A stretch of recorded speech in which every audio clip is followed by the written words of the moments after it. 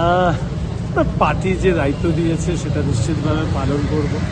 Party যোগ্য মনে করেছে, সেটা নিশ্চিতভাবে একটা আমার প্রাপ্তি।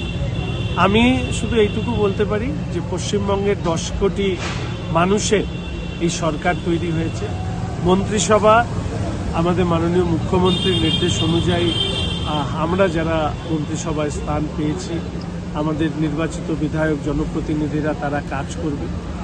মানুষের যে প্রত্যাশা ডাবল ইঞ্জিন সরকারের কাছে, মাননীয় প্রধানমন্ত্রী নরেন্দ্র মোদী মহাশয়, মাননীয় স্বরাষ্ট্রমন্ত্রী শ্রী অমিত শাহ মহাশয়, আমাদের সর্বভারতীয় সভাপতি শ্রী নতীন নবীন মহাশয়, তাদের যে দিক নির্দেশিকা এবার হচ্ছে পশ্চিমবঙ্গকে নতুন করে গড়ে তোলা। যে পশ্চিমবঙ্গ শিক্ষা, সংস্কৃতি, শিল্পে, রুচিতে ভারতবর্ষের এক অনন্য জায়গায় ছিল, গত বছর শুধু দেখেছে ধ্বংসের ছাপ। পতনের কোনো শব্দ হয় না। পশ্চিমবঙ্গে এই 15 বছরের যে পতন হয়েছে তা অবর্ণনীয়।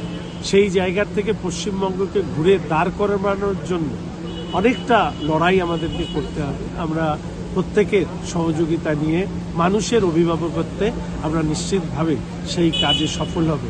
এইটুকুই আমি মানুষের কাছে আমার আবেদন এবং প্রার্থনাও। পাশে থাকুন, আপনাদের প্রত্যাশা পূরণের দায়বদ্ধতা আমার। শিলিগুড়ি বাসিন্দাদের কি বলবেন? ভালোবাসি শিলিগুড়ি, এই কথা তো অনেক দিন ধরেই আমি বলি। শিলিগুড়ির মানুষ আমার অভিভাবক। আজকে যা হয়েছি তাতে শিলিগুড়ির মানুষের অংশগ্রহণ, তাদের ভালোবাসা, স্নেহ, আশীর্বাদ না থাকলে সম্ভব ছিল না।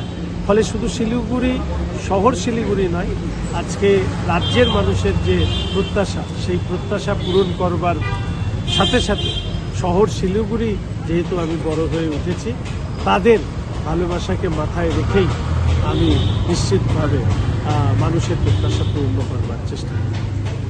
सिलीगुड़ी के फूलबाड़ी स्थित महाराजा अग्रसेन अस्पताल में आपका स्वागत है। 80 से अधिक समर्पित डॉक्टरों और कर्मचारियों की एक टीम के नेतृत्व में 300 से अधिक पेशेवरों की एक नर्सिंग टीम द्वारा समर्थित हम प्रत्येक रोगी को निकट रूप से देखभाल और व्यक्तिगत ध्यान प्रदान करने के लिए प्रतिबद्ध हैं। 120 से अधिक बिस्तरों के साथ हम अपने रोगियों के स्वास्थ्य को बढ़ावा देने के उद्देश्य से व्यापक चिकित्सा सेवाएं प्रदान करते हैं। महाराजा अग्रसेन हॉस्पिटल, फूलबाड़ी, सिलीगुड़ी।